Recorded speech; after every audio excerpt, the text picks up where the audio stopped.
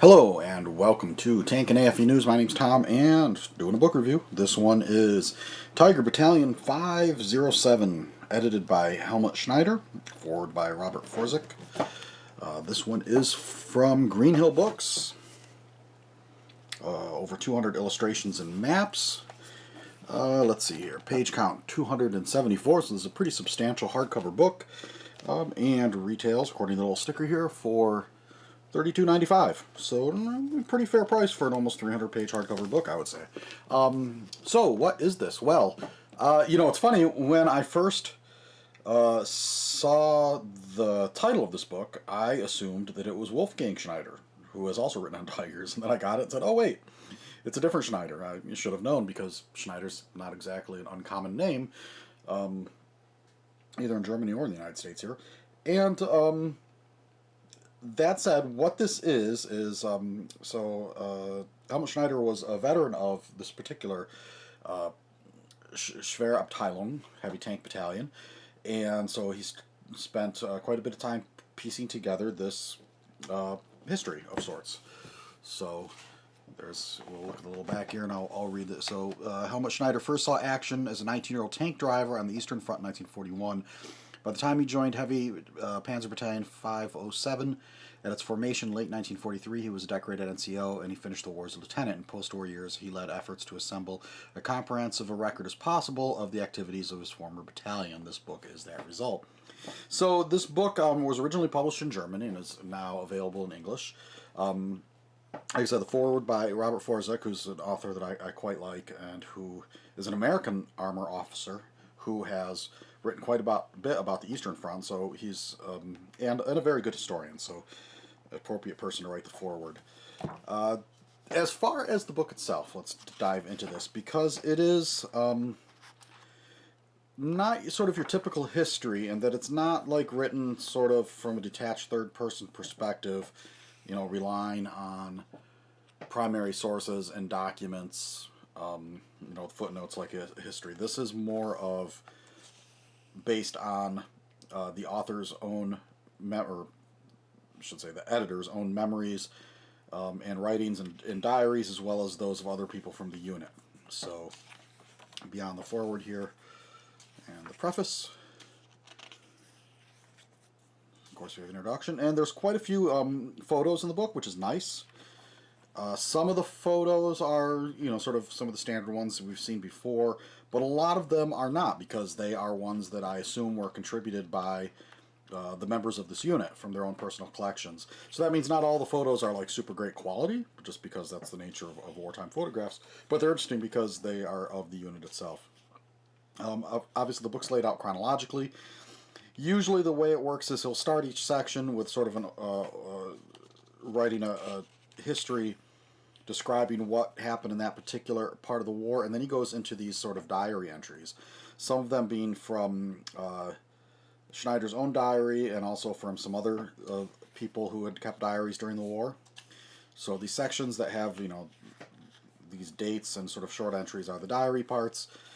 Then that's usually followed up more by post-war recollections written up by the members, although here we see he gets into sort of describing the unit and all the different people inside of it, and then some of the personalities. So we have little information on those, more on the unit. And you can see quite a few, like I said, over 200 illustrations and photos. Like I said, this is an example of one that's, the quality is not as good, but it's, like I said, it's of this actual unit, so that's what makes them interesting. More photos. So let's skip ahead a little bit. So, Chapter 2, First Operations. Tarnopol, Brody, Cole. So, it starts in 1943. Obviously, before 43, there's really, the heavy tank battalions don't really exist. So, kind of has to start in that period. And that's, here we have the map. And you can see here are, another section. This is diary entries. And then if we flip ahead a little bit here, so when you see more of this sort of larger, more regular text, this is history or in this particular part, this is first-person recollection. So this one's Hubert Hagenberger. So his memories of this particular action. So that's kind of the way the book's laid out. So if you're expecting something that's more of an official history, derived from archival documents per se, that's not what this is. Like I said, it's based more on the recollections of the men themselves, and that can make for interesting reading, of course, because it's more personal and gives you a real feel for what these men and their vehicles were experiencing on the Russian front. The problematic part of it is, of course, that memory is a very selective thing, and particularly when people are writing down their recollections long after. So the diary entries, those usually are considered a little more reliable by historians because they're written at the time of events. So the memory is more fresh and usually more honest because the diary is written for one's own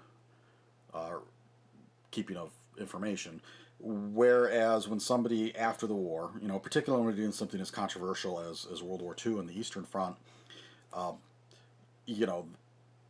sometimes people are going to, as we all do, put things in ways that make themselves look in a good light. That said, most of the descriptions seem pretty, I don't think that there's like stuff that's just being made up or anything.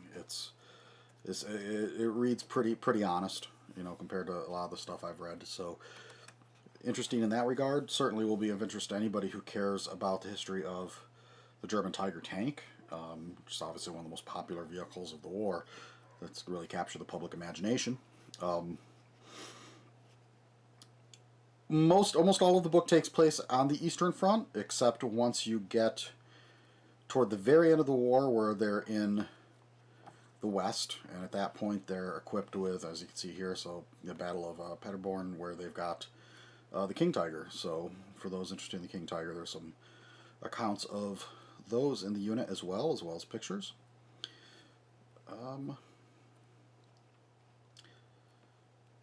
So that's really, there's not much else to say. Interesting stories. Here's the contributors.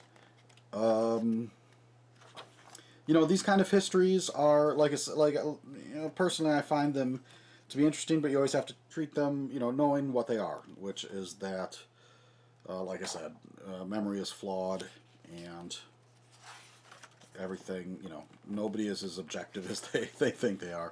And Forsyth, in the foreword, sort of mentions that.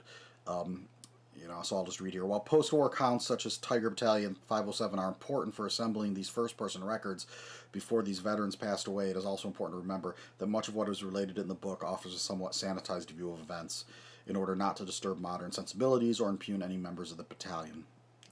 Oddly, there's no real mention of military misconduct or even desertions, although some of that must have been going on in the last weeks of the war, particularly when it's evident that the war was lost and the unit virtually disintegrated.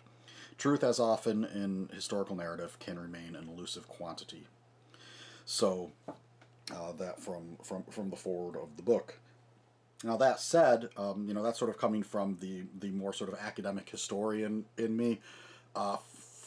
As far as for entertainment value, this is a lot more interesting than per se something that's derived from unit histories and whatnot, because it is first-person stories talking about these really probably some of the most traumatic events of their lives, as wars tend to be for people. So in that regard, like I said, it's a very well put together book. I think it is one that people who are interested in tank warfare on the Eastern Front would definitely enjoy, particularly if you have an interest in the Tiger. The only other thing I'll say about this sort of book that I just wish there was or were more examples of these kind of things written from the perspective of the Soviet soldiers. The problem when we have so many, and there are other books of this nature on the Eastern Front from the German perspective, and when you read a book like this, obviously the German soldiers become personified. The Soviet soldiers are just sort of nameless, faceless enemies, opponents. you don't get that so much when you're reading about the Western Front, because we have accounts from both German soldiers and from the Allied soldiers, or the Western Allied soldiers. But the Soviet soldiers tend to not really get represented very much in the literature overall, and it kind of feeds into these sort of ideas of the Soviets as just sort of this massive, nameless, faceless hordes sweeping down on the Germans in the East in unlimited numbers, and those sort of stereotypes, which I think is unfortunate. And again, that's not the fault of this book, because this book is what it is. It's the recollection of the German soldiers. But it is unfortunate that for reasons having to do with the Cold War and just the nature of the Soviet regime and what they allowed to be published and what made it to the West, that those sort of honest depictions and memoirs of the Soviet soldiers are a lot harder to come across in the West. That said, though, like I said, this is a quality book. I would recommend it if you think this is something that you would like, even if you even just for the photos alone, if you're interested in German armor. So I guess with that, I will leave it there. Again, thanks to the folks at Casemate for letting me take a look at this, and again, it's going to be available through the Casemate website or through any of your favorite online book vendors, or even if your favorite local bookstore, if you probably ask them to special order you a copy. All right, thank you, and we'll catch you on the next one.